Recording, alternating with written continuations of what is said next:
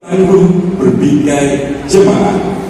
Kepada yang kami hormati Ustadz Dr. Honoris Causa Adi Hidayat LCMA, kami persilakan. Kita berikan aplaus yang meriah untuk Ustadz kita.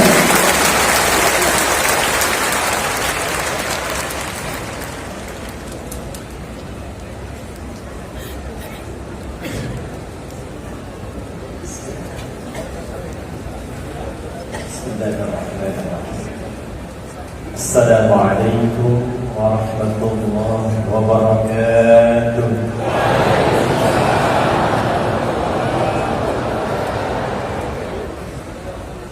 Ahmadullah alladhi faddala al-ummata al-muhammadiyah ila yaumil qiyamah.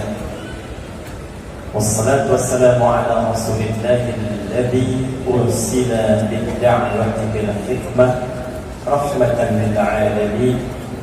Wa salawatullahi alaihi wa ala ahlihi wa alihi wa dhurriyyatihi wa ummatihi ila yaumil mi'adi wa ba'd. Yang kita banggakan, dan dengan kebanggaan ini lengkap kebahagiaan dan kesenangan kita di pagi menuju siang ini untuk tuan rumah keluarga besar Universitas Muhammadiyah Surakarta UMS, yang saya ingin wakilkan kebanggaan ini pada Rektor Profesor Dr. Sofyan Hanif. Kita berikan tepuk tangan dulu.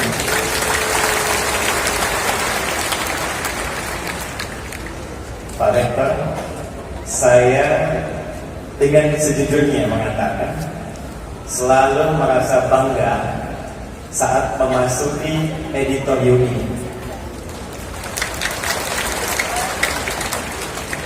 Ini kali ketiga saya berada di sini. Tahun lalu Prak Muktamar memberikan tausiah. Saat muktamar saya menjadi saksi sebagai penggembira dari luar masuk ke dalam. Dan saya menyaksikan betul apa yang beliau sampaikan di Hizbul Watan dan teman-teman Kokam, karena saya berjalan berputar sampai kemudian menuju di ruangan ini. Dan ini saya kali ketiga berada di sini. Saya bukan bangga dengan megahnya, bukan bangga dengan viralnya Pak Rektor, tapi saya bangga karena Pak Rektor dan keluarga besar UMS berhasil mentransformasikan dakwah Muhammadiyah yang dimulai dengan dakwah bil lisan, transformasi dari retorika bil lisan kepada bil qalam oleh suara Muhammadiyah, dan UMS menjadikan itu di era milenial dengan dakwah bil bunyan.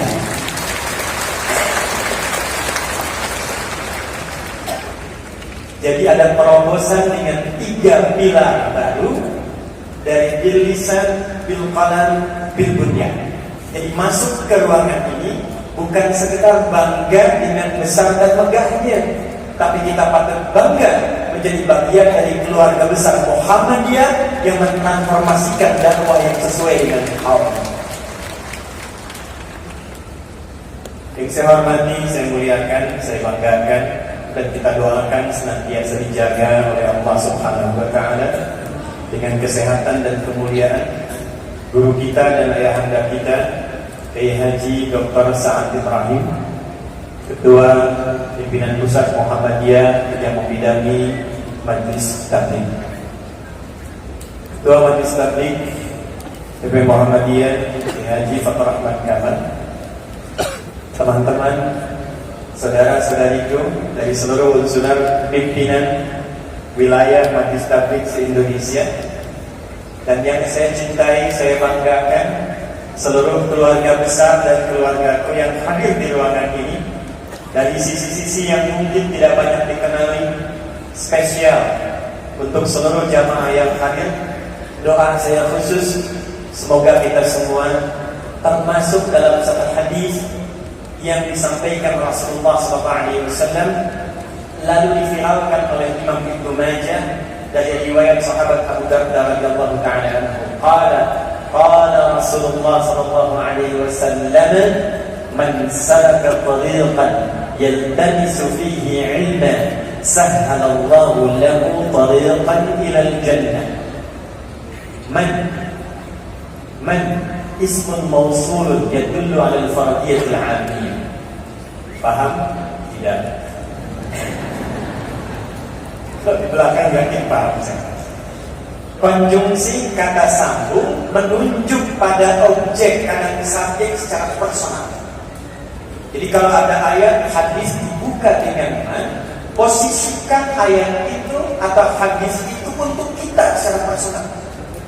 Jadi kalau Nabi menyampaikan hadis dibuka dengan man, rasakan surat Nabi itu, hadis Nabi itu untuk kita, untuk saya. Kata Nabi, man salaka tariqa yaltamisu fihi 'ilman. Siapapun tanpa kecuali, besar, kecil, tua, muda, melekat jabatan, tak melekat kedudukan, laki-laki, perempuan, siapapun dia, yang berangkat dari tempat dia menetap, meniti jalan yang kadang berliku untuk menuntut satu pengetahuan yang mendekatkan dia dengan Allah, sahhalallahu tariqan ilal jannah. Allah akan balas setiap langkahnya, keringat, biaya, perjalanan yang dia tempuh dengan meringankan langkahnya saat hisab menuju surganya kelak. Mudah-mudahan saat ini kita dikumpulkan dalam keadaan yang megah, esok lusa kita dihimpun oleh Allah dengan suasana yang lebih indah di jannahnya insyaallah.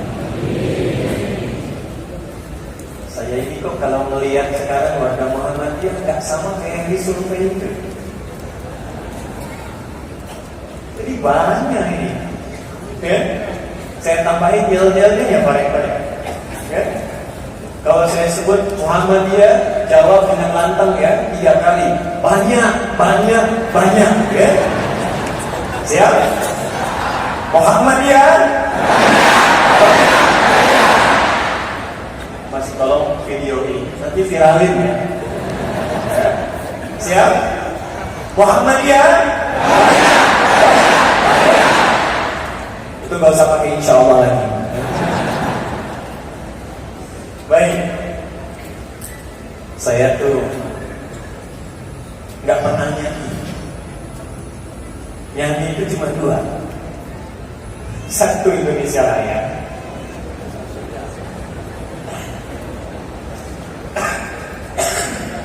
itu batuk. Kalau batuk pasti penting. Satu Indonesia Raya untuk menunjukkan bahwa dan menegaskan saya Indonesia. Dan yang kedua, yang paling saya hafal sejak sekolah di Pondok Pesantren Darul Muhammadiyah sampai sekarang dan saya jaga itu Sang Surya.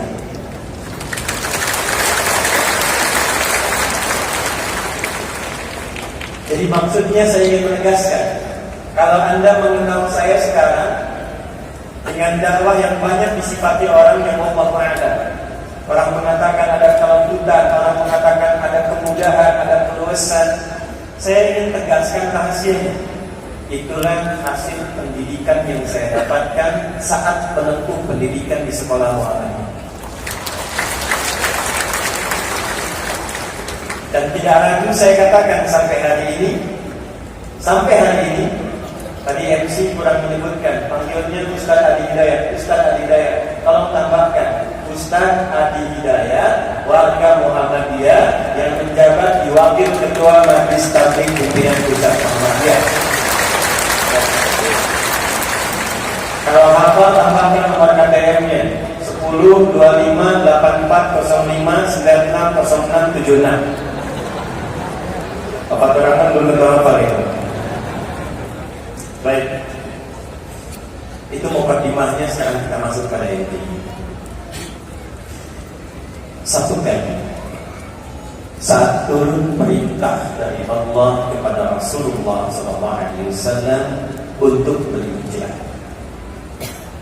maka bersiaplah Rasulullah SAW berhijrah dari kota Mekah ke, ulangi, jawab yang kencang, dari kota Mekah ke, dah kencang salah.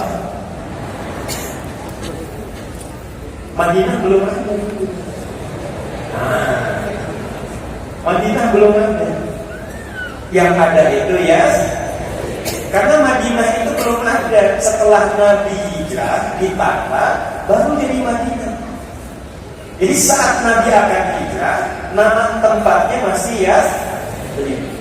Yasrib itu nama orang, bagian dari keturunan, anak keturunan Nabi Nuh alaihissalam, yang setelah peristiwa banjir besar itu, kemudian kapalnya mulai mendarat, menyebar, kemudian keturunan dan hewan-hewan berpasangan yang dibawa. Di antara keturunan yang terlahirkan kelak ada yang bernama Yasrib. Maka dia berkelana menetap di satu tempat. Dulu yang pertama kali menempati tempat yang kosong itu, maka tempatnya diberi nama dengan nama orang yang pertama kali menginjakkan di tempat itu. Maka diberi nama dengan nama Yasrib, anak keturunan dari Nabi Nuh alaihissalam. Dan kita patut berbangga, insya Allah nama editorium ini Ahmad Dahlan, Kiai Haji Ahmad Dahlan itu di antara pimpinan ormas Islam terbesar di Indonesia yang nasabnya itu nyambung sampai Nabi Nuh alaihissalam sampai ke Nabi Adam.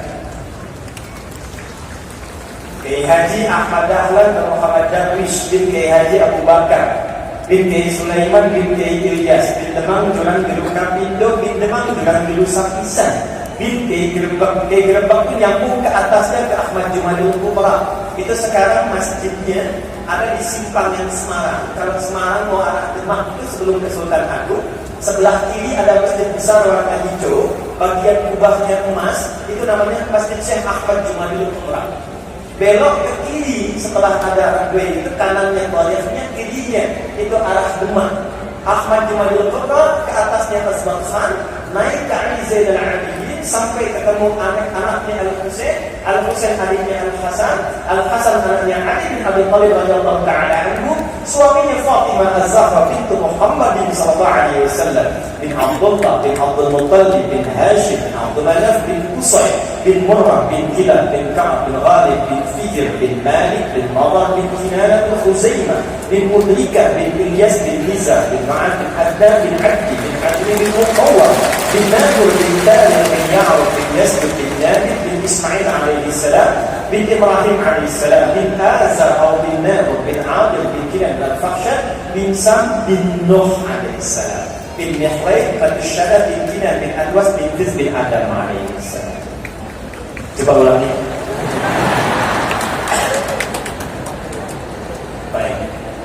Baik. Nabi Muhammad SAW diminta hijrah ke Yasrib. Saat datang ke Yasrib itu, nanti kita akan belajar tautan dengan tema kita. Ternyata yang dihadapi masyarakatnya heterogen. Ada Yahudinya sudah mendominasi. Yahudi itu sudah berangkat ke Yasrib itu di kisaran periodenya Kaisar Hadrian 135 sampai 150 Masehi. Saat mereka mencoba memberontak di wilayah Romawi di Syam, tapi kemudian gagal, maka diputuskan dan disarankan oleh Rabi pendetanya untuk pergi mencari tempat sambil menunggu Nabi hebat yang akan lahir di akhir zaman, membawa umat yang memimpin dunia. Itu sudah viral di kalangan masyarakat, di kitab Taurat tertuliskan, didokumentasikan di Quran surat ke-7 di ayat ke-157. Yahudi datang ke Yasrib. Sudah ada orang Arab Yaman sebelumnya membentuk koloni. Yaman punya dua suku besar, Aus dan Khazraj. Yahudi datang dengan 3 suku besar. Ada Qainuqa di dalam Yasrib, ada Bani Nadir di luar Yasrib, ada Bani Quraidah di luar Yasrib, dan 20 suku kecil. Jadi Nabi datang itu sudah ada Yahudinya, sudah ada kemudian yang Arabnya, ada Nasraninya, tapi situasinya tidak ideal. Konflik banyak, pertikaian 120 tahun tidak tuntas. 3, ekonomi dimonopoli sama Yahudi, harga ditetapkan, pasar jatuh. Sampai ada yang viral kalimatnya di masa itu, kalau ingin melihat pasar yang rusak, pasar yang rusak setelah di Persia itulah Yazid. Perhatikan baik-baik. Ini yang menjadi spirit pertemuan kita menjelang siang ini. Apa yang dibimbing oleh Allah kepada Rasulullah SAW untuk merubah keadaan masyarakat dengan tingkat sosial seperti tadi, merubah menjadi suasana kota yang mencerahkan. Al-Madinah Al-Munawwarah. Sampai kemudian semua orang viral mengatakan, kalau Anda cari orang jujur, Madinah. Anda cari orang hebat, Madinah. Cari pasar yang stabil, Madinah. Cari orang yang baik, Madinah. Punya masalah ingin selesai, Madinah. Apa yang pertama Allah bimbingkan pada Rasulullah untuk menata menjadi suatu kehidupan yang mencerahkan itu? Ternyata dua. Dan dua itulah yang menjadi tema besar kita saat ini. Saya mulai dari bawah. Satu, Nabi membangun kekuatan jamaah. Saya ulang, Nabi membangun kekuatan jamaah. Selesai mukadimah saya, sekarang kita mulai di bahasan. Tadi baru mukadimah. Sampai jam berapa kita? Oh iya, silakan. Ibu-ibu mau sampai sore, saya jam 11 selesai kan? Nabi datang, disambut dengan luar biasa. Kemudian yang beliau lakukan sangat menyenangkan. Jadi sebelum datang itu Allah sudah menampilkan dan menanamkan pada Rasulullah untuk memitigasi wilayah sekitar Yazid itu. Ini ada konflik Aus dengan Khazraj. Ini konflik sosial, ada Yahudi dengan yang lain-lain. Maka apa yang dilakukan Nabi? Mencontohkan kepada non-muslim yang hadir saat itu bahwa umat Islam senang persatuan. Maka bainal muhajirin wal ansar fil jamaah. Yang pertama beliau lakukan supaya tidak ikut dalam konflik, tidak masuk dalam faksi, tapi dibimbing oleh Allah, Muhammad tunjukkan Islam senang persatuan. Muhammad tunjukkan Islam tidak senang walaupun dalam konflik. Jadi kalau yang Yahudi masih konflik, yang lokal masih konflik, Islam datang tunjukkan dengan persatuan dan jamaah. Maaf, jadi kalau ada umat Islam sekarang di satu faksi ada yang berkonflik, sisi lain ada yang bertikai, lalu Anda masuk ke dalam golongan itu, Anda belum masuk pada golongan yang dicintai dan ditunjuki oleh Nabi Muhammad SAW. Apalagi kalau teman ibu yang bikin status, ibu yang berantem di komennya. Banyak jadinya kan sekarang begitu ya. Itu belum termasuk pada golongan yang ditunjukkan Rasulullah SAW. Saya agak cepat. Maka dipersatukan muhajirin dan ansar. Yang bisa jawab angkat tangan. Saya ulang, yang bisa jawab angkat tangan. Saya beri hadiah. Siap? Lihat dulu. Muhammadiyah. Gus. Apa artinya ansar? Ya.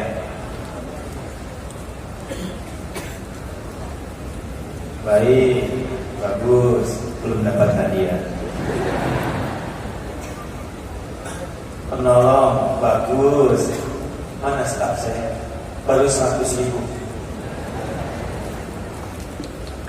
Orang-orang yang menolong sudah didapatkan sama itu. Waktu habis. Padahal saya mau ngasih minimal 1 juta, maksimal umroh.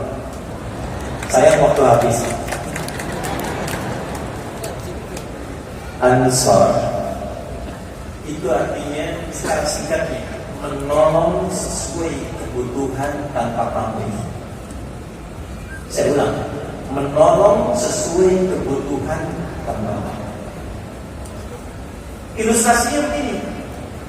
Jadi ada muhajirin yang hijrah dari Makkah ke Yazid, itu diterima oleh yang Ansar yang tinggal di wilayah Yazid atau Al-Madinah Al-Munawwarah. Itu cara mereka menerimanya disesuaikan dengan sifat yang ditolong dan dibantu. Jadi kalau ada orang yang datangnya itu yang hijrah haus, itu diterimanya oleh orang yang bawa minuman. Kalau yang datangnya itu lapar, diterimanya oleh orang yang bawa makanan. Kisah yang paling viral, teman-teman kenal nggak dengan Abdurrahman bin Auf? Kenal di mana? Abdurrahman bin Auf itu muhajirin atau ansar? Muhajirin. Tapi jangan lupa, sebelum hijrah, beliau itu hartanya dirampas oleh orang-orang Quraisy. Kemudian silahkan berangkat ke Yazid, hanya boleh membawa pakaian yang melekat di badan.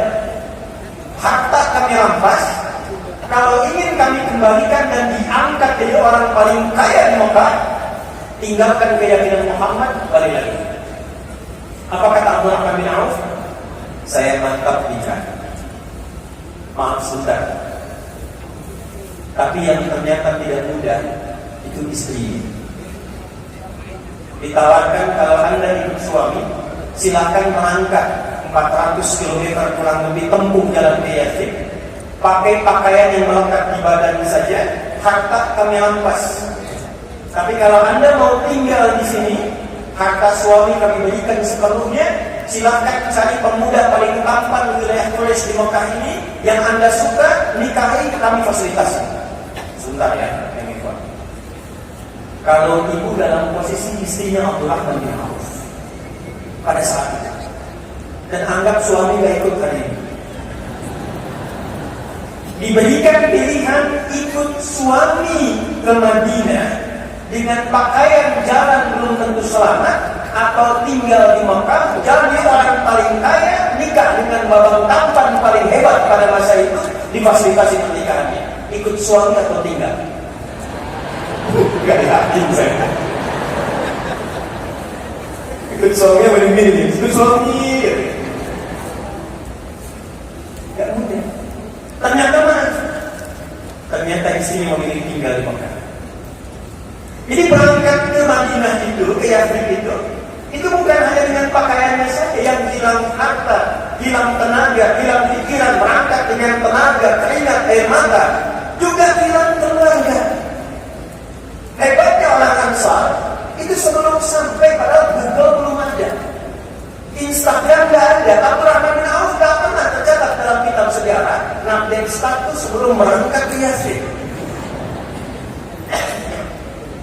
Tapi berita sampai yang menerima orang paling kaya di kota Madinah. Tercatat dalam sejarah, silahkan cek. Orang paling kaya.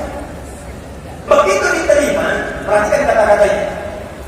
Langsung disimpulkan dengan kesimpulan sementara karena belum tahu pendidikan apa yang diberikan pada Abdurrahman bin Auf oleh Rasulullah SAW. Kata Ansar ini yang menerima akhirnya, saudaraku yang mulia, sami'tu annaka kuntal nabiyyan.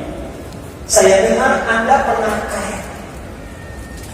Kalau ingin kaya lagi, khudnis badali, silakan ambil setengah harta kekayaan saya. Saya dengar Anda ditinggalkan oleh istri Anda dan keluarga. Kalau ingin nikah lagi, silahkan cari perempuan yang Anda suka di Madinah ini.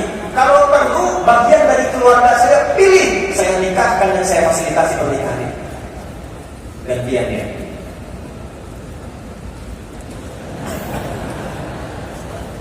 Kalau antum yang laki-laki ditawari tadi,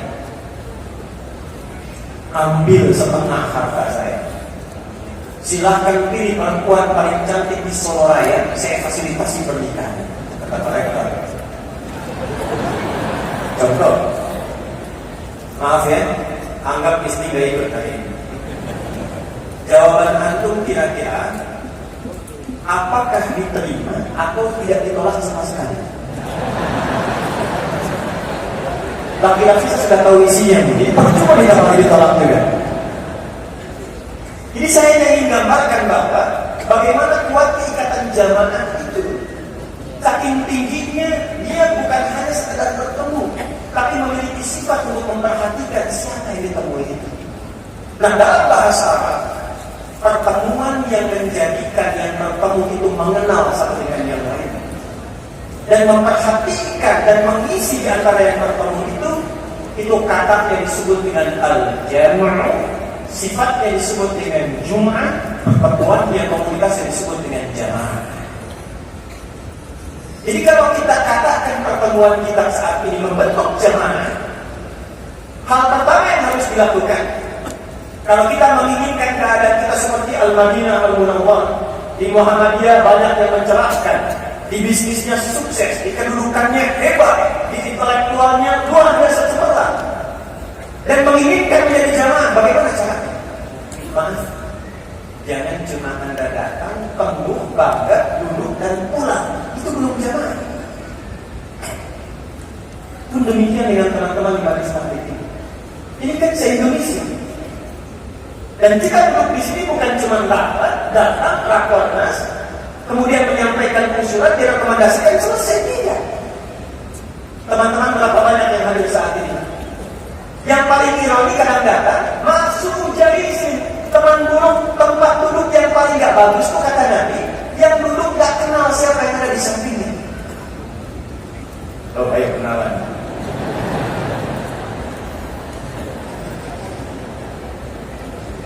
Jadi kalau disebut jamaah itu bukan kumpul-kumpul. Kita dikumpulkan tiap pekan. Namanya hari apa? Hari Jumat. Itu Jumat itu khusus, itu hari Islami. Bukan cuma Sayyidul Ayyam, hari Islami. Karena asalnya itu tidak ada nama Jumat. Asalnya itu Yaumul Arubah. Hari untuk berbangga diri. Hari untuk pesta-pesta. Jadi hari pertama bagi orang Arab namanya hari Ahad. Kedua Yaumul Isnin, diserap ke dalam bahasa Indonesia menjadi hari Senin. Ketiga Yaumul Thulatha, diserap ke dalam bahasa Indonesia hari Selasa. Keempat Yaumul Arbi'ah, diserap ke dalam bahasa Indonesia hari Rabu. Kelima Yaumul Khamis, diserap ke dalam bahasa Indonesia hari Kamis. Ahad sampai Kamis itu aktivitas orang jahiliyah itu menyebar. Ada 4 pilar. Jadi kalau Anda ingin jadi orang keren di era jahiliyah, pilihannya cuma 4 golongan. 1, pedagang, tajir, namanya tujar.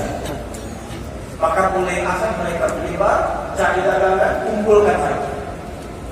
2, syair, namanya syuara. Dari Ahad sampai Kamis itu naik turun ke lembah cari inspirasi untuk mencari sihir-sihir yang baik. 5 hari. 3, kahin, dukun. 5 hari itu dia berkontemplasi merenungkan mantra-mantra yang paling hebat untuk persiapan hari ke-6. Yang keempat, sahir, tukang santet, tukang sihir. Dia akan membuat berusaha inspirasi mencari cara-cara santet yang paling profesional. Hari ke-6 mereka namakan dengan Yaumul Arubah. Jumat kan? Yaumul Arubah, hari kebanggaan diri sebagai orang Arab. Bagaimana cara membanggakannya? Mereka akan kumpul di pusat-pusat hiburan disebut dengan aswaq. Ada suku Batu Jandal, ada suku Mokal, dan puncaknya, maaf, mereka kumpul di Jabal Qubais yang sekarang itu di atasnya ada Istana Raja, di samping Ain Zamzam, Sofwa, Jabal Qubais. Nah disitulah kemudian dibanggakan, difoyakan, dikompetisikan. Jadi dihitung, kalau hartanya paling banyak, diangkat jadi hartawan, dia akan paling berpengaruh membuat keputusan pada saat itu. Ditempatkan di parlemen Quraisy. Sekarang lokasinya itu dekat Hotel Hilton yang lama. Hotel Hilton, depannya ada toilet, depannya lagi toilet kedua, yaitu parlemen Quraisy pada masa itu. Yang paling hebat syairnya dikompetisikan. 7 urutan pertama akan disusun, dituliskan dengan tinta emas, ditempelkan di dinding Ka'bah. Itu yang kelak akan diganti dengan kain iswak bertuliskan ayat Al-Quran sampai sekarang. Dukun yang paling hebat mantranya itu diangkat jadi ketua dukun. Tukang sihir yang paling hebat sihirnya diangkat jadi ketua sihir. Jadi kebanggaannya cuma itu. Setiap pekan kumpul pesta pora, 5 hari berangkat gelap, pulang-pulang, kerja, cari harta. Akhir pekan hiburan, poya-poya, pamer harta, update status, jadi dia. Jadi kalau ada yang milenial sekarang Hari kerjanya cuma berangkat gelap, macet, pulang gelap, kerja, kumpulkan harta, akhir pekan liburan sampai update status. Itu sudah keduluan 15 abad yang lalu. Bagaimana cara menggantinya? Turun Quran surat ke-62 di ayat 9 sampai 11 itu. Dan turunnya sesaat sebelum hijrah ke Yaman. Ya ayyuhalladzina amanu idza nudiya lis-salati min yaumil jumu'ah. Harinya diganti oleh Allah dari Arubah menjadi Jumat. Kata Allah di bahasa ya, hei orang-orang beriman, yang tidak beriman tidak ada. Kalau kalian sudah beriman, maka mesti beda visi hidup dan cara hidupnya dengan yang belum beriman. Ini agak keisaan di sini. Saya harus menghargai beliau karena beliau senang bahasa Arab. Jadi saya harus dalamkan sedikit. Ya ayyuhalladzina amanu, ya disebutkan 361 kali dalam Al-Quran. Di Nahwu disebutkan harfun nida, muqtadid, mutawassit wal ba'id. Huruf yang difungsikan memanggil semua objek, baik yang dekat, menengah atau jauh. Ayyuha disebutkan 150 kali dalam Al-Quran. Ayyuh yang mudah dan berfungsi menguatkan, haknya tanbih mengingatkan. Alladzina disebutkan 1080 kali dalam Al-Quran. Itu menunjuk isim mausuf, konjungsi, menunjuk objek dengan semua keadaannya jamak tanpa dibedakan semuanya. Perhatikan terjemah tafsirnya. Hei semua yang telah menyatakan beriman kepada siapapun kalian, dimanapun kalian berada, apakah merasa dekat, menengah atau jauh dari itu, sepanjang kalian merasa punya iman, kata Allah. Perhatikan, aku ingatkan, aku tegaskan. Idza nudiya lis-salati min yaumil jumu'ah. Saya simpan salatnya dulu, saya turunkan pada Jumatnya. Mulai hari ini, cara hidup kalian mesti berubah. Aku nggak larang kalian kumpul-kumpul, silakan. Aku nggak larang kalian ingin semuanya datang berkelompok, silakan. Cuma kumpulnya orang Islam dengan yang belum beriman itu beda. Orang Islam kalau kumpul Jumat, bukan datang, duduk dengan tausiah atau khutbah, kadang-kadang mengantuk, sebagian tidur, sholat 2 rakaat dan pulang. Itu bukan Jumat. Datang, duduk, kenangi di samping siapa yang datang. 2, coba saling mengisi di antara yang datang itu untuk mengeratkan hubungan. Ini dipraktekkan langsung oleh Nabi, dan langsung setelah itu pada tahap yang keduanya diberikan fasilitasnya. Jadi kalau ditanya itu sudah ada jawabannya. Ya Allah, kami tidak dilarang kumpul, tapi kami bertanya di mana tempat kumpulnya. Saya ulang. Zaman jahiliyah kumpulnya di pusat hiburan. Sekarang kau meminta kami tidak dilarang kumpul, di mana kumpulnya?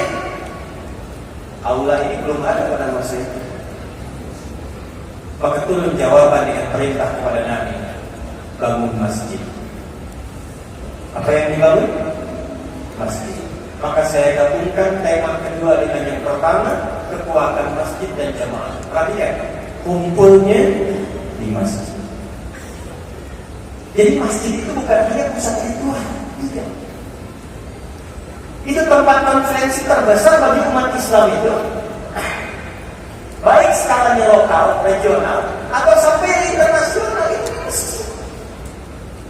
Jadi saat kita dipanggil itu ke masjid, dan sifatnya melekat, perhatikan baik-baik. Kalau ke masjid itu sholatnya sholat apa? Sendirian atau berjamaah? Sifatnya jamaah. Nah, sifat jamaah itu bukan sekedar kumpul, tidak. Jadi ketika masuk masjid, persis saat datang itu bukan sekedar yang dituntut ibadah ritualnya, tapi pancaran dari ibadah ritual itu menyatukan semua yang datang ke sana untuk saling mengenal dan mengisi. Karena itulah di zaman Nabi tidak ada orang datang ke masjid kecuali kenal siapa yang datang dan tahu kebutuhannya. Contoh, nggak apa-apa sekarang hitung dulu, nanti di ujung saya tunjukkan hasilnya. Pernah siapa yang pernah dengar sahabat Nabi namanya Sulaik? Yang tahu angkat tangan, nanti saya tanya benar 1.000.000 hadiah. Siapa yang tahu sahabat Nabi namanya Sulaik? Angkat tangan. 1.000.000? 1.500.000? Saya serius. 2 juta? 5 juta? Serius? Ya, belakang. Tolong diberikan mic itu belakang. Nanti kan ada fundraising ya. Kalau salah itu wajib nyumbang. Ya, ada mic ya? MC. 5 juta kalau benar jawabannya. Ada? Baik Mas, saya tanya satu aja. Satu pertanyaan. Tolong staff saya ditandai ya. Benar dapat hadiah, salah harus nyumbang.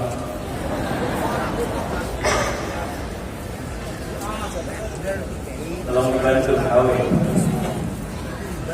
Insyaallah.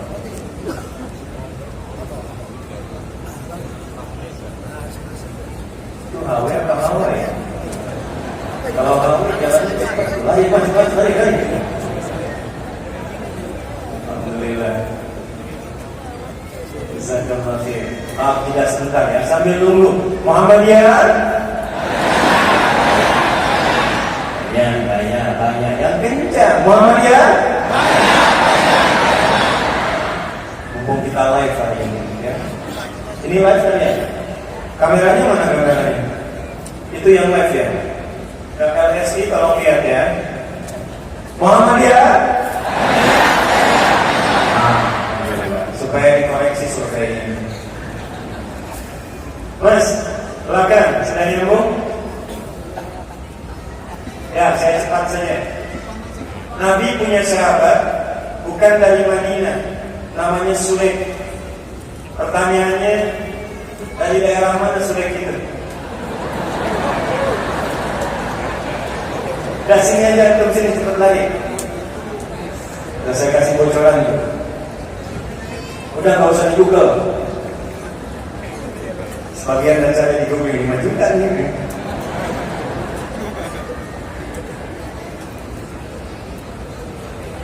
Mas, sini Mas.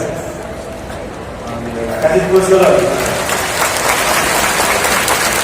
Ya, saya kasih sini. Alhamdulillah. Baik, ini Mas. Namanya siapa? Yulianto Andi. Dari mana? Dari Yogyakarta. Apa jawabannya? Sulaik dari kota Gotofan. Nama populernya siapa? Sulaik al-Gotofan. 5 juta rupiah.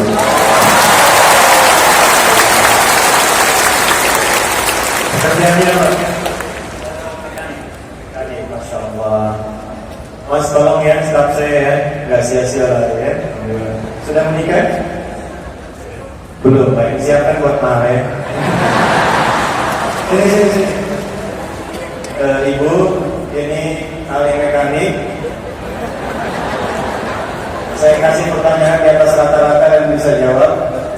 Ya, insya Allah saya lihat baik juga ada bekas tanda sudutnya.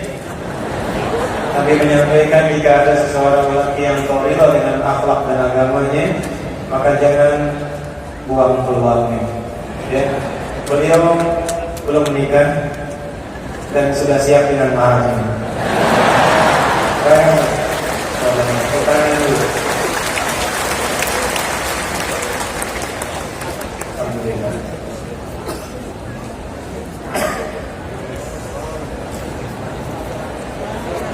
Masya Allah. Saya lihat sebagian sudah ada yang sinyalnya tanda-tandanya Mas. Jadi bagi usaha. Sekarang ini Ustaz Dr. Rahmat, ibu-ibu kita ini banyak yang sudah Qurani sekarang. Saya di Bekasi sekarang, kalau ada yang mau melamar, itu orang tuanya sudah mensyaratkan hafalan Quran. Jadi kalau nanya berapa hafal Quran, berapa juz. Tapi yang menarik begini, ada seorang kiai punya anak perempuan, cantiknya tak terlukiskan, solehahnya bagus. Yang minat 3 orang. Begitu datang pertanyaan pertama, Adik namanya siapa? Saya Anas Pak. Baca surat Anas. Cek mahal. Ya selesai. Kedua datang lagi, adik siapa? Torik Pak. Baca surat At-Torik. Yang ketiga karena dengar kisahnya wajahnya pucat. Tapi ini anak pintar. Begitu ditanya, adik namanya siapa? Saya Imran Pak. Belum selesai, cuma panggilan sehari-hari Ulhum.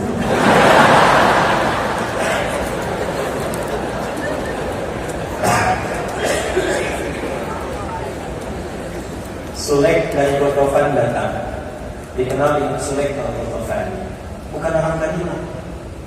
Makanya ada Al-Gotofan dari Gotofan. Datang ke masjid Nabi, riwayatnya sahih, Nabi sedang khutbah. Begitu datang, beliau langsung duduk. Ingin iktikaf tapi langsung duduk. Sedangkan orang Madinah itu sudah tahu kalau mau datang ke masjid, masuk dalam, ingin iktikaf duduk walaupun sementara, maka sunnahnya sholat dulu 2 rakaat. Jelas? Lalu tiba-tiba Nabi berkata begini, qala Rasulullah SAW, idza dakhala ahadukumul masjid wa arada an ya'takifa fala yajlisa hatta yusalli rak'atain. Indahnya lisan Nabi tidak pernah menyakiti, tidak pernah mencela, tidak pernah menuduh, tidak pernah menyudutkan. Dibuat kata-katanya umum, kata Nabi, jika ada di antara kita yang hadir saat masuk masjid dan ingin duduk menyimak atau i'tikaf, maka alangkah lebih baiknya jangan langsung duduk tapi sholat dulu 2 rakaat. Semua tahu itu ditujukannya itu semua paham. Orang Madinah ngerti masuk sholat dulu baru duduk. Tapi orang Madinah yang hadir saat itu mengerti yang dimaksudnya bukan tahiyatul masjid. Karena umum jamaah sudah tahu tahiyatul masjid. Yang dimaksud Nabi ada tamu kita baru datang. Mungkin dia bukan orang sini, karena itu dia belum tahu bagaimana ketentuan yang telah saya sampaikan sebelumnya. Itu jamaah yang kumpul itu langsung semua melihat kepada Sulek, dan yang terbersih sebenarnya saudara saya datang punya keperluan apa ke masjid yang bisa saya bantu. Itulah jamaah. Artinya semua yang datang ke masjid itu selesai masalah. Dan hebatnya mereka tidak pernah melihat status sosialnya. Siapa saya tidak. Sepanjang bisa berbuat baik, semua mengacungkan tangan. Datang seorang dari safar ke masjid, tiba-tiba Nabi umumkan, kita kedatangan tamu mulia, siapa yang mau menjamu beliau malam ini? Semua katakan. Semua katakan. Jemaah. Tapi yang paling duluan angkat itu yang dipilih Nabi, si fulan yang akan menjamunya. Dibawa ke rumahnya dengan penuh senyuman dan kebahagiaan, memberikan berita gembira pada istrinya. Kalau bahasa kita, kita punya anugerah hari ini. Kita punya anugerah. Padahal di rumah itu persediaan makan itu cuma tinggal sepiring kecil yang disiapkan, itu pun hanya untuk anak mereka. Tapi ketika melihat ada pahala, disimpulkan ini peluang. Jemaah. Lalu apa komen istrinya? Saya mau tanya ibu dah, ya. Ibu stok di dapur, beras tinggal sedikit. Sudah ditunggu anak yang lapar, nunggu makanan itu dimakan sebelum tidur. Kuotanya porsinya hanya tinggal untuk anak itu. Tiba-tiba suami ibu bawa tamu minta dijamu. Perasaan ibu bagaimana? Kamu ngapain sih bawa orang di sini? Nggak tahu porsinya tinggal sedikit. Bikin status sudah nyangka deh, nyangka. Di komenin tadi jawab, emang kenapa mbak?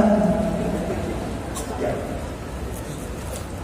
Apa yang disambut oleh istrinya tercinta ini? Keluarga. Jadi spirit di masjid dibawa ke rumah, tidak tumbuh di masjid. Apa yang diajarkan oleh Nabi jamaah di masjid dibentuk di dalam rumah sebagai pendidikan di keluarga. Begitu datang istrinya menyambut, masya Allah. Berkahnya saya, Allah yang memilih kita untuk mendapatkan pahala dan kesempatan ini, bukan orang lain. Ditidurkan anaknya, disiapkan makanan, suami bawa, digelapkan penerangannya, dihidangkan, dimintakan maaf sebagai bagian dari penghematan. Ini kami sampaikan, kita makan bersama. Yang tamu makan dengan lahap, yang tuan rumah cuma membunyikan seakan-akan dia makan. Dan ibu serta anak tidur dengan lahap nahan lapar sampai dengan keesokan hari. Tahukah Anda apa yang terjadi? Besoknya sifat jamaah di masjid, percikannya dengan pendidikan tarbiyah di rumah menghadirkan apresiasi dari Allah dengan turunnya Quran surah 59 ayat 9 sampai dengan 10. Wa yu'thiruna 'ala anfusihim walau kana bihim khasasah. Itulah jamaah. Itu kalau kita praktekkan sekarang. Ada yang datang ke dokter. Kalau yang dokter angkat tangan. Ada yang dokter nggak angkat tangan? Ada. Datang ke dokter. Masya Allah.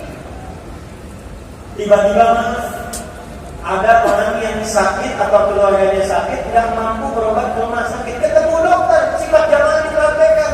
Tanya, dok, ada gejala begini obatnya apa? Selesai tanpa harus ke rumah sakit. Ada yang belum dapat pekerjaan, datang ke masjid, ternyata yang datang itu yang punya peluang banyak pekerjaan.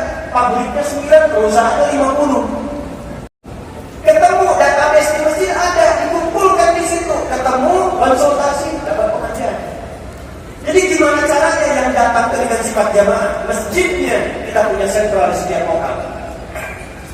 Apa yang terjadi? Anda pulang, koneksikan setiap masjid, pakai sifat jamaahnya. Gimana caranya kalau orang datang ke situ, yang lapar pulang kenyang, yang haus bilang dahaga, yang tidak punya pekerjaan direlasikan dan direkomendasikan kepada yang punya peluang.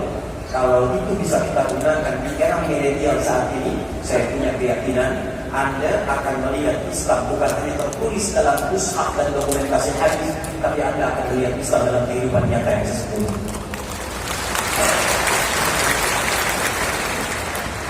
Nah, saya berharap Muhammadiyah, Aisyah itu yang menginisiasi. Majlis tabligh kita akhirnya nih Pak, teman-teman. Kita akhirnya. Karena kata Nabi ingat baik-baik. Saya tak tahu ya nanti sudah datang atau belum ya. Sayati alaikum zamanun wa kama qala Rasulullah SAW. Akan datang satu era. Dan di dalamnya ditandai dengan taqarrub zaman. Ketika eranya datang, tandanya waktu semakin cepat terasa. Kata Nabi, setahun kayak sebulan, sebulan kayak sepekan, sepekan kayak sehari, sehari kayak sebulan. Kayak ini baru kemarin saya berada di sini Pramuka Taman, sekarang sudah ke 9. Sudah terasa belum eranya? Sudah. 2.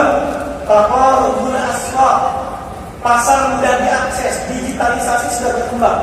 Yang dulu Anda berangkat ke pasar naik angkot, naik motor, belanja pulang, sekarang klik datang barangnya. Sudah datang eranya? Ketika era itu tiba, yantashirul kadhib dan tashirul fitan. Fitnahnya banyak, manipulasinya banyak, hoaxnya banyak, perselisihannya banyak. Sudah tiba eranya? Sudah. Eranya sudah berubah kalau begini. Ini yang mau saya sampaikan. Walaupun eranya berubah, sifat jamaah dan fungsi masjidnya tidak berubah. Kenapa teman-teman yang sekarang datang menyebar? Yuk coba didata komunitasnya. Berapa di antara Anda, misal dari daerah mana nih? Anda dari Colomadu misal. Dari Colomadu itu punya masjidnya apa? Dari situ kenapa Anda tidak keluarkan database berapa jumlah muslim yang ada di Colomadu itu? Kemudian dimasukkan dalam database-nya, kumpulkan di dalam masjid. Setelah itu apa yang dilakukan? Banyak sekali. Coba lihat apa profesinya. Lalu kalau ada yang UMKM bikin aplikasi karena yang berubah, minimal bikin blog, tampilkan di situ. Ini warga Muhammadiyah Colomadu yang jualan beras Cipulan, yang jualan kain Cipulan, yang jualan sayur Cipulan. Jadi bukan hanya Anda mengupdate waktu sholat, tapi juga Anda mempertaruhkan jamaah dalam konteks digital tentunya. Jadi kalau Anda mau belanja beras, Cipulan yang jualan. Anda belanja sayur, Cipulan yang jualan. Ekonominya hidup, silaturahimnya terjalin, dan titik mestinya tetap dipertemukan di dalam. Itu yang kami sudah praktekkan di Bekasi. Sahabat Rahman kalau mau main silakan. Kita punya project namanya Project Soleh. Project Soleh. Itu mereka dinasnya itu dimulai dari masjid pakai fingerprint. Dan yang bisa fingerprint di tempat dulu itu hanya tukang ojek saja. Saya aja yang ngajar di situ nggak bisa, nggak bunyi. Pipip, silahkan coba lagi. Tukang ojek, pip, selamat, Anda benar. Fingerprint di bawah itu. Siapa yang konsisten dengan fingerprint itu sembako terjamin selama sebulan. Modalnya dari ZIS yang terkumpul dimodalkan untuk perjalanan ojek. Akses ojeknya dari mana? Jamaah disampaikan, kartunya ratusan. Dibikin komunitas dengan aplikasi. Disambungkan ke wali kotanya. Daripada kita memberikan manfaat sama pemodal besar yang sudah kaya, kenapa nggak kita kumpulkan tukang ojek yang ada di sini, bikinkan aplikasi, mereka yang disupport oleh ASN-nya berangkat dari situ, CSR-nya masuk, modalnya nol, rakyatnya hidup. Dan titik poinnya masjid. Hasilnya 70-30. Yang 70 tukang ojek, 30 ditabung. Kalau mereka berhasil, 30-nya subsidi bagi yang lain. Kalau kurang, tetap dibekalkan dari situ. Tapi sistem kehidupan yang berjalan. Nah, kalau di masa lalu belum ada digital, semua dipraktekkan langsung. Sekarang ini bukan. Ya teman-teman sekarang yang kumpul di Solo Raya misalnya, kenapa nggak bikin aplikasi Ansor yang Hajirin? Kumpulkan satu. Saya nggak mau diingkat, kalau disingkat takutnya nanti ada kaitan dengan golongan-golongan yang ada. Sekarang susah saya kalau mau ceramah. Bilang amin, dikira bawa ke sini. Mari kita berubah, dikira koalisi perubahan, kan? Mari kita menuju Indonesia maju, dikira bagian dari koalisi Indonesia. Saya netral saja. Saya orang Muhammadiyah saja, kan? Muhammadiyah. Ya, saya berikan PR ya. Teman-teman di Majelis Tabligh, bisa nggak challenge-nya kita berikan sekarang challenge kepada teman-teman Majelis Tabligh, setiap wilayah harus punya ahli aplikasi. Saya minta bahwa harus ada satu ahli yang bisa bikin aplikasi. Mas, kita bikin aplikasi tabligh berkemajuan misalnya. Dibikin itu semua anggota masuk situ. Masyarakat Partai Muhammadiyah masuk. Nanti menyebar wilayahnya, satu wilayah provinsi. Silahkan masukkan ke situ. Yang UMKM aktivitas diupdate sampai dengan koneksikan ke masjid-masjid. Zakatnya ke sini, infaknya ke sini. Kalau ada bagian warga, Ansar Muhajirin, ada bagian saudara kita yang rumahnya itu hancur, rubuh, runtuh, silahkan tinggal diupload. Sekarang kan musim film. Saya yakin tidak harus buka donasi, tinggal diupload seketika. Saya pernah praktekkan, cuma seorang ibu yang butuh rice cooker karena masaknya susah. Itu begitu kita tampilkan, ibu fulana butuh rice cooker. Allahu Akbar, yang respon baru belum semenit sudah 100 orang. Dan mereka fastabiqul khairat. Kita punya slogannya fastabiqul khairat. Kita aplikasi dan implementasi. Titik pertemuan offline-nya masjid. Kalau tidak ada di masjid teman-teman, berapa jumlahnya? Karena pernah kejadian di dekat tempat kami berdakwah, masjid komplek, masjidnya hebat, maaf, muslimnya banyak tapi jamaahnya satu sok cuma 5. Saya datang ke situ ditanya, saya tanya berapa jumlah muslimnya? Sekian ratus Ustaz. Kenapa nggak ke masjid? Nggak tahu Ustaz. Baik, sekarang kita ubah cara. Saya juga datang. Bapak ini, tinggalnya di sana. Ini tinggalnya di sana. Baik, yang nggak ke masjid nggak usah disuruh masjid. Nanti Sabtu malamnya kita beli buah. Nanti subuh kita jamaah, habis subuh kita kunjungi buah itu. Jadi begitu datang bawa buah, kita malah datang ke masjid. Assalamualaikum Pak Fulan, salam. Bapak sehat? Alhamdulillah sehat Pak Ustaz. Kirain saya sakit. Ini kami datang bawa buah dari masjid. Itu nggak diminta ke masjid, luhurnya duluan datang dibagikan lagi. Jadi saya mau simpulkan dengan cepat di bagian akhir dari ceramah kami. 1, solusi bagi kehidupan milenial kali ini di era yang kita hadapi sekarang. Maaf, 1, kita butuh semangat untuk kembali ke masjid. Saya ulangi, butuh semangat kembali kembali kemana? Bu, Ibu yakin gak dengan Nabi Muhammad? Kalau saya menyampaikan sesuatu, Nabi menyampaikan sesuatu, kira-kira yang paling benar siapa? Nah, yang paling diridhoi Allah siapa? Oke, Pak. Kalau Nabi kita itu menyampaikan, diamalkan atau ditunda? Dipraktekkan atau didiamkan? Yakin?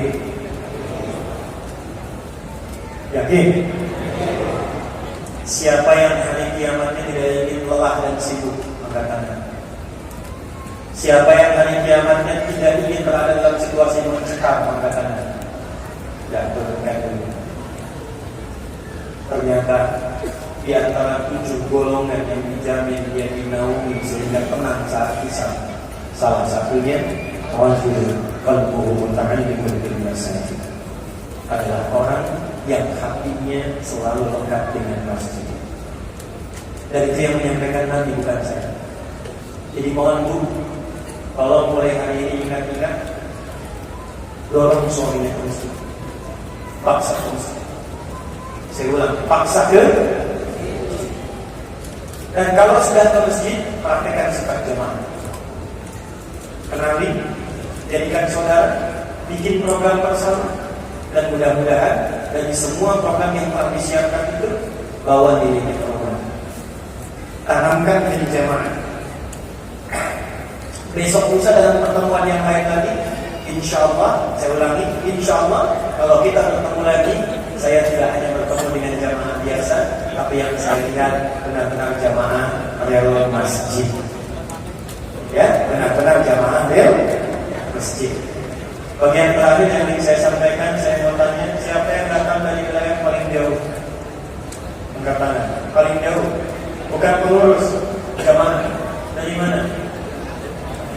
Sumbawa. Ada yang lebih jauh dari Sumbawa? Mana? Klaten?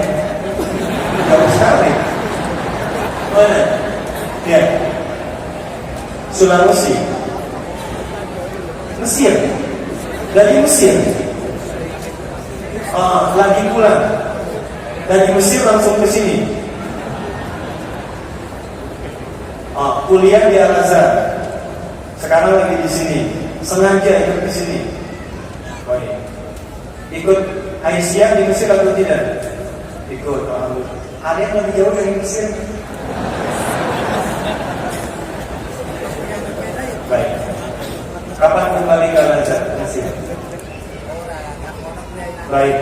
Insya Allah tiketnya kami ganti.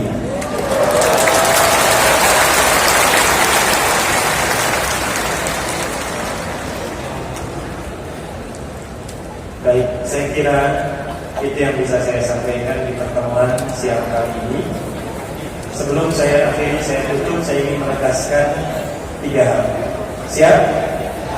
Saya ulangi, siap? 1. Bagi teman-teman yang sudah masuk dalam lingkup keluarga besar Muhammadiyah, saya ulangi, tolong ya, ini boleh diviralkan ke seluruh wilayah Indonesia atau di luar. Bagi yang telah masuk dalam keluarga besar Muhammadiyah, saya minta Anda bangga dan pede menjadi warga Muhammadiyah. Gak usah malu-malu. Pengajian datang. Kemudian juga tampilkan semua kegiatan-kegiatan. Bukan untuk menunjukkan identitas, tapi kita ingin menunjukkan bahwa Muhammadiyah hadir untuk memberikan semangat yang berkemajuan. 1. 2, saya mohon semua yang telah termasuk dalam bagian keluarga besar ini, jadilah keluarga yang sesungguhnya. Terapkan sifat jamaah, bawa dalam keluarga, praktekkan dalam keluarga kita. Tunjukkan Muhammadiyah berakhlak, tunjukkan Muhammadiyah kompak, dan tunjukkan Muhammadiyah dimanapun selalu mencerahkan dan berkemajuan. 3, terakhir, tolong jaga sifat ini sampai kita wafat dan kembali kepada Allah Subhanahu wa Ta'ala. Siap jadi muslim yang baik? Siap jadi warga negara yang baik? Siap jadi warga negara Muhammad, jadi warga Muhammadiyah yang mencerahkan? supaya dengan doa ini insya Allah kita bisa konsisten merubah diri kita menjadi lebih baik. Ya. Ini penting sekali doanya. Anda mau catat, mau rekam boleh. Saya ajarkan cepat. Allahumma Allahumma paksain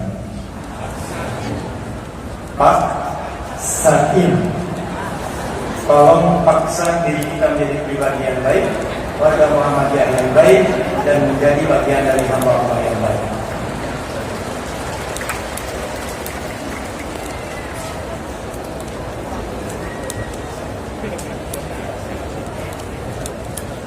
Dan dia ada pengumuman baik sebelum ditutup.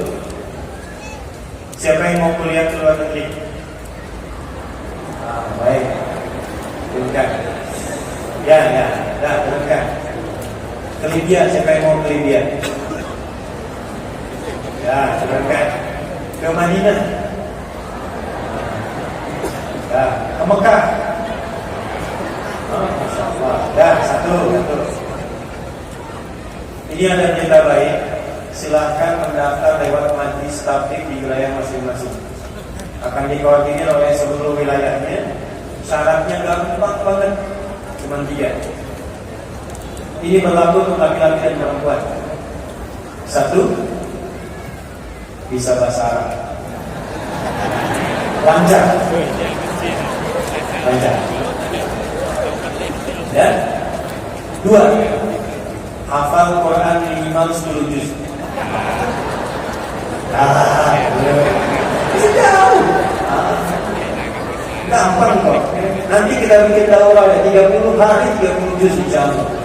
Ya, saya punya anak-anak kecil-kecil begini tuh, anak sekolah, itu 30 hari hafal 30 juz. Ada yang 24 hari, 25 hari. Jadi anak kecil hafal Quran 30 juz. Anda kan yang pernah anak-anak pasti bisa. Pasti itu. 30 prioritas yang ketiga mau kembali mengabdi di Muhammadiyah. Ya, 3 itu. Saya harap seleksinya bulan depan sudah dimulai, pemangkatan insya Allah tahun depan. Beasiswa penuh dari S1 sampai S3.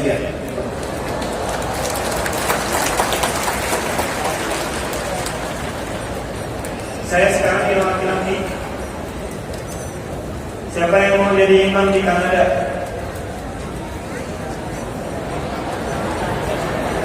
Dan di Houston di Amerika. Gak bisa serius. Perempuan tidak bisa, imam laki-laki. Kita alirannya Al-Quran bukan Zaitun.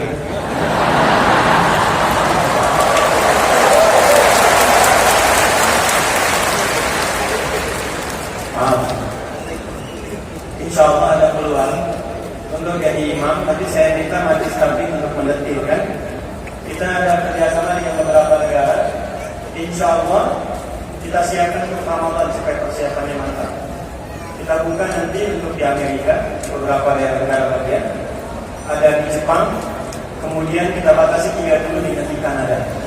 Syaratnya cuma 2. Ya, 1, bisa bahasa Inggris, lancar.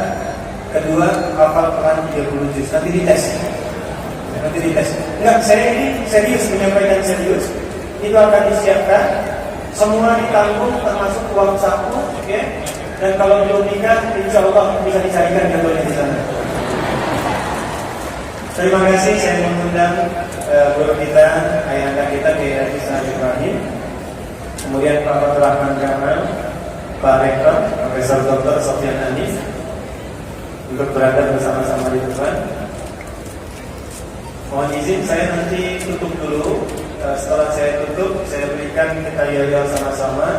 Ini beliau akan diabadikan, kita menghadap ke sana sehingga mengambil memori pertemuan kita untuk saat ini dan menunjukkan bahwa kita pernah berada di sini bersama-sama. Ya. Sebelum saya akhiri, saya sekali lagi ingin sampaikan semangat ya. Palkan tangannya. Muhammadiyah. Sekali lagi Muhammadiyah. Muhammadiyah. Subhanallah wa bihamdihi, asyhadu an la ilaha illa anta, astaghfiruka wa atubu ilaik. Wa akhiru da'wana alhamdulillahi rabbil alamin. Assalamualaikum warahmatullahi wabarakatuh. Duduk dulu ya.